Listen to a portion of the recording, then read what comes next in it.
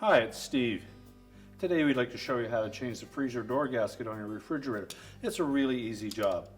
All we're going to need is a number 2 Phillips screwdriver, a 1/4 inch nut driver, and a 5/16 nut driver, and maybe a utility knife. Let me show you how we do it. Now the first step in this repair will be to disconnect power to the appliance, so simply unplug it. We'll also want to turn off the inlet water supply. And the easiest way to do this repair is to remove the freezer door from the refrigerator itself. So you may wish to take the items out of the freezer and store them somewhere, or otherwise close it off to maintain the temperature. So next we'll start by removing the single Phillips head screw that secures the hinge cover in place.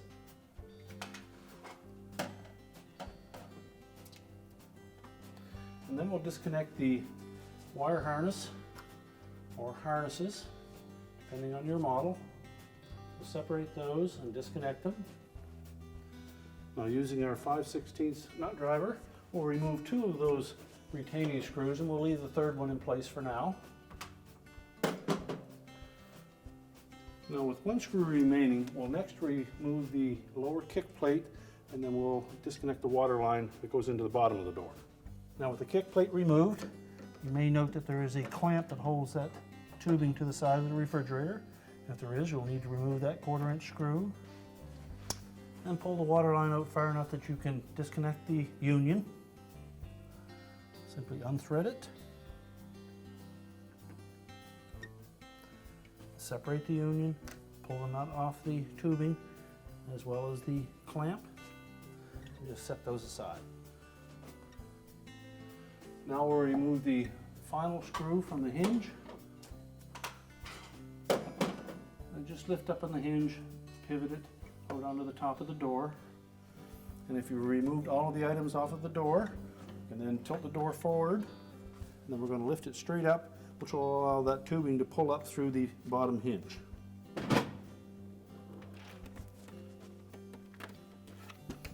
We're then going to place that door on a suitable work surface so that we can remove the gasket.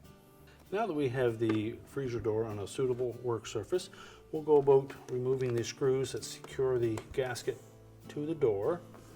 And on most of these models, you will see that there is a metal strap that sits on top of the inner door panel and also compresses the gasket to the outer door panel.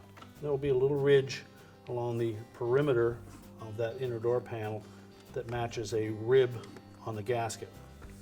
So we don't need to remove the screws completely. We'll just loosen them off enough that we can pull that gasket easily from beneath the liner. So just continue to do that all the way around the door and then we'll pull the gasket away. Now once we've loosened all the screws, we can then just peel that gasket out from beneath that inner door panel. Now these are the screws that we need to loosen. We don't need to remove them completely, just loose enough that we can pull the gasket out from underneath this inner door panel. And you'll note the raised edge on that inner door panel that matches up with a little rib on the gasket. So once we've loosened all those, we can just go ahead and pull that gasket out all the way around. So then we'll take that old gasket, lift it off of there completely and discard it. Now once we've removed the old gasket, our next step will be to look at that surface that the gasket lays up against on the outer door panel and clean that area as best as possible, particularly on the bottom of the freezer door. So we'll take our new gasket and we're just going to lay that over the door. We want to make sure that we have the magnet side of the gasket facing us. Then when you receive this gasket, it's typically in a twisted shape, so you will need to straighten it. And there are a couple of methods that you can use to do that. You can either use a hair dryer or a heat gun to gently soften that vinyl enough to straighten it out. Or something that we do on occasion is we'll put it in a clothes dryer and let it tumble on regular heat for about 5 to 10 minutes until it's nice and supple.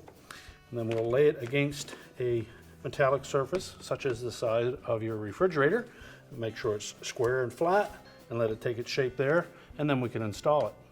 Now when installing the gasket, we need to make sure that we have that raised rib on the gasket in underneath that door liner. So in some cases you may need to just lift up gently on that inner door panel, enough to get the gasket started, and push it firmly in underneath so that that rib is fully engaged in the inner door panel. And we'll also need to pay careful attention in the corner areas.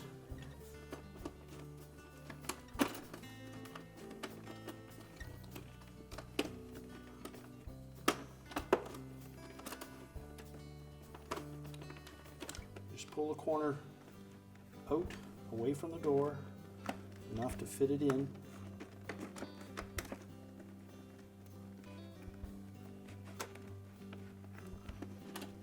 Do the same on the opposite side. And then make sure that it's nice and square, it's not stretched.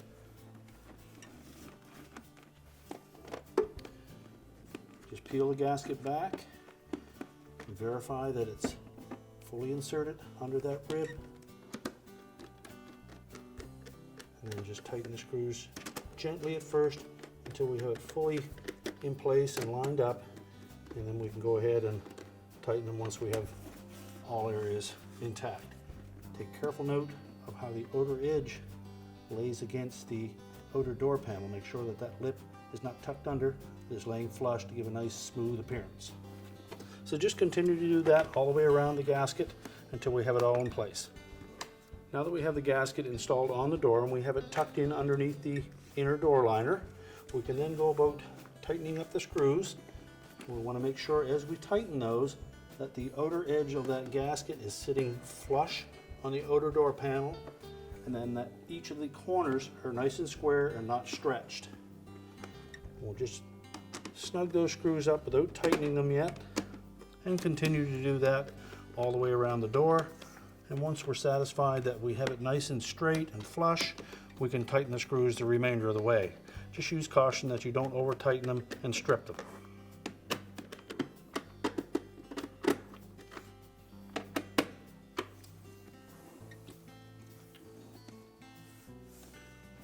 Now, once we have all of the screws back in place, they're all tightened down securely, we can then go about putting the door back onto the refrigerator. When reinstalling the door, you may wish to get some help in guiding that water line down through the opening in the hinge. And make sure that we don't kink that water tube. And once we have the door sitting on the bottom hinge, we can then pivot it into position. We'll rotate the top hinge into position as well,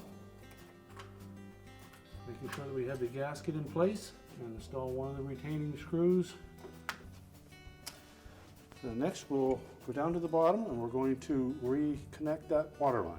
Now before we reconnect that water line, it's always a good practice to just cut off about 1/4 of an inch off of the end of that. That gives us a nice fresh surface to install the coupling nut on. So just take a flat block of wood, our razor knife, and make a nice clean square cut. If your model used a clamp, we'll want to install that first. Then we'll slide the coupling nut onto the tubing, fully insert it into the union, and then tighten that nut. Now with the union tightened securely, we'll reinstall the screw in that clamp. Now with the water line tied back in, we'll continue to install the screws for the top hinge.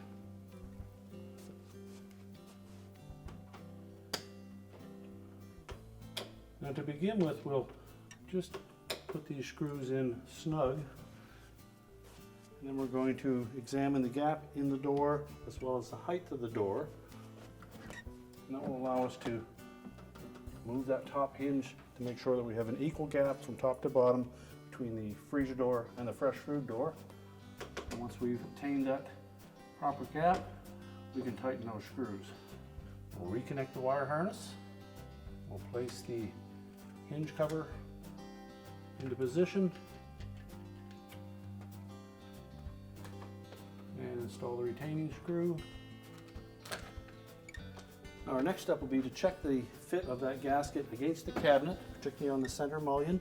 Make sure it's sitting flush all the way around, as well as on the top and the bottom.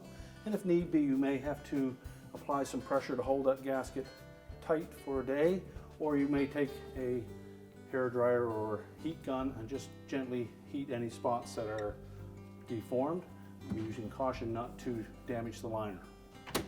Once we've ensured that we have a nice tight fit, we'll push the refrigerator back into place, we'll turn on the water supply, reconnect the power, and our repair is complete.